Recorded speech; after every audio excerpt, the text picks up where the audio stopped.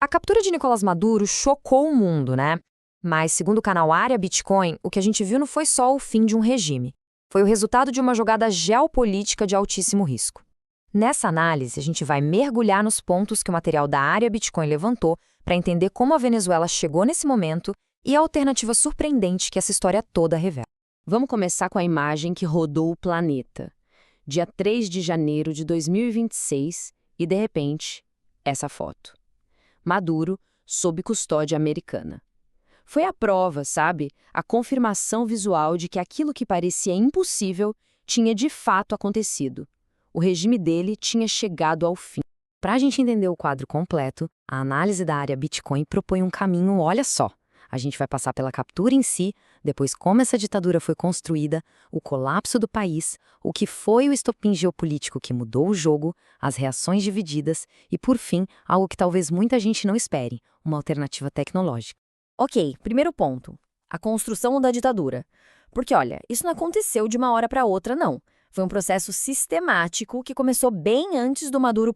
A origem de tudo, segundo a análise da Área Bitcoin, está lá atrás, com Hugo Chávez. Eleito democraticamente em 1999, ele usou as próprias instituições da democracia contra elas mesmas. Foi cooptando duas ferramentas de poder que são absolutamente cruciais: as Forças Armadas e o sistema judiciário.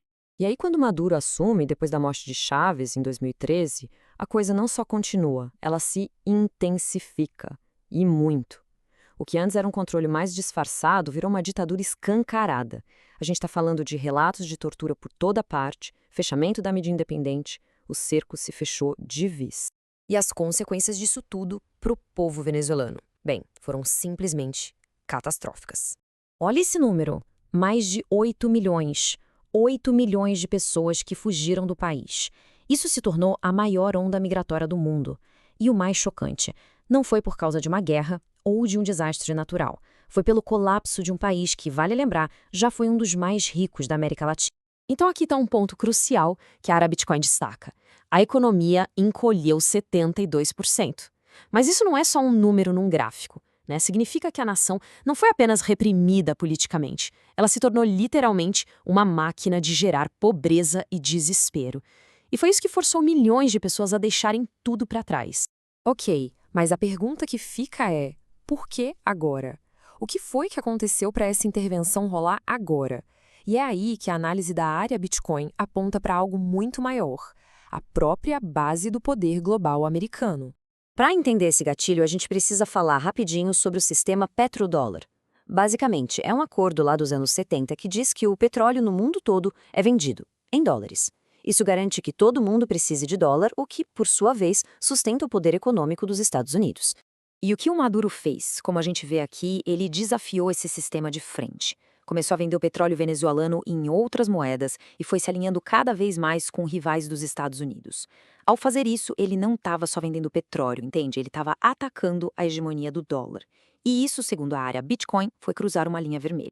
Claro, a captura dele imediatamente dividiu o mundo. A conversa ficou completamente polarizada, com duas visões totalmente opostas sobre o que tinha acontecido. E este slide aqui ilustra essa divisão perfeitamente. De um lado, a narrativa da invasão, um ataque à soberania, uma violação da lei. Do outro, a libertação, a queda de um ditador que oprimiu o próprio povo. A mesma ação, duas interpretações completamente diferentes. Mas para muita gente dentro da Venezuela, como a líder da oposição Maria Corina Machado, essa discussão de invasão nem fazia sentido. Nas palavras dela, o país já estava, na verdade, ocupado por potências estrangeiras e grupos criminosos com a bênção de Maduro.